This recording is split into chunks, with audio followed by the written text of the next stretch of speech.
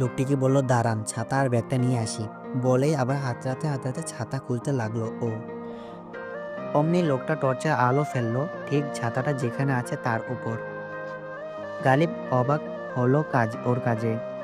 টেবিলের নিচ থেকে বড় পলিথিনটাও নিয়ে আসুন ডাক্তার সাহেব। গালিবের অবাক হওয়ার মাত্রা আরো বাড়িয়ে দিল ও। সেই সাথে অস্বস্তিও লাগতে শুরু করলো।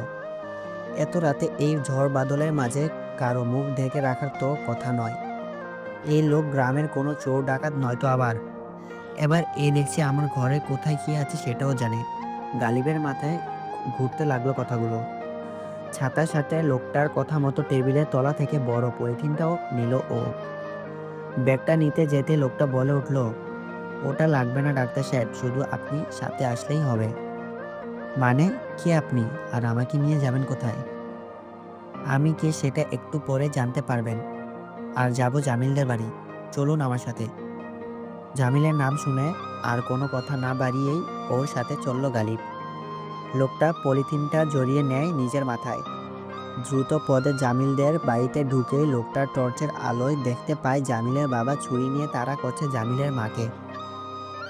আর টর্চ হাতে জামিল ছুটে বের হয়ে যাচ্ছিল কোথায়। গালিবের সাথে থাকা লোকটা জামিলের পথ আটকে ওর পকেট থেকে সবগুলো মার্বেল নিয়ে নেয়।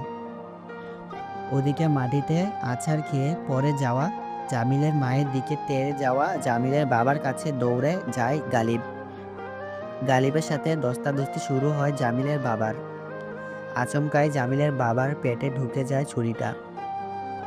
আর তখনই গালিবকে কারো সাথে টর্চ নিয়ে ছুটে যেতে দেখে পিছু পিছু আসা গ্রামের ছেলে দুটো এসে দাঁড়ায় উঠানে। জামিলের ধরে রাখা টর্চের আলোয় ওরা যা বুঝার বুঝে ফেলে। ডাক্তার সাহেব মেরে ফেলেছেন জামিলের বাবাকে।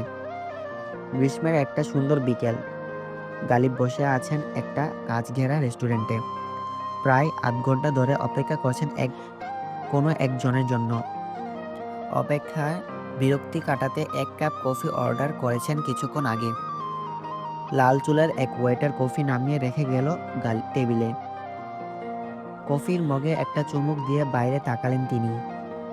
রেস্টুরেন্টের ভেতর থেকে বাইরে পুরোটা দৃশ্যমান হলেও বাইরে থেকে ভেতরে কোনো কিছুই দৃষ্টিগোচর হয় না। রেস্টুরেন্টটা কোলাহলপূর্ণ শহরের থেকে একটু দূরে সবুজ ঘেরা জায়গায়। এক পাশ দিয়ে বয়ে গেছে রাইলি নদী, অন্য পাশ দিয়ে চওড়া হাইওয়ে।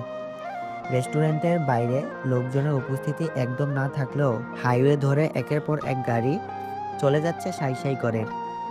ওপাশে নদীতে দূরে ভেসে বেড়াচ্ছে বেশ কিছু মাছ ধরা ইঞ্জিন চালিত বোটগুলোর দিকে দৃষ্টি গেল গালিবের। রেস্টুরেন্টেও কেবল জনা পাঁচেকের মতো মানুষ। যত বেলা গড়িয়ে সন্ধ্যা নামতে থাকে প্রাণচঞ্চল হয়ে ওঠে রেস্টুরেন্টটা। এর নামটাও বেশ, এলন গ্রিন, বাংলায় নির্জন সবুজ। রাইলির দিকে তাকিয়ে কফির মগে আনমনে চুমুক দিতে দিতে গালিব হারিয়ে যায় 15 বছর আগে সেই অজপাড়া গা কুসুমতলির আঁকাবাঁকা ছোট নদী নীলরূপার মাঝে।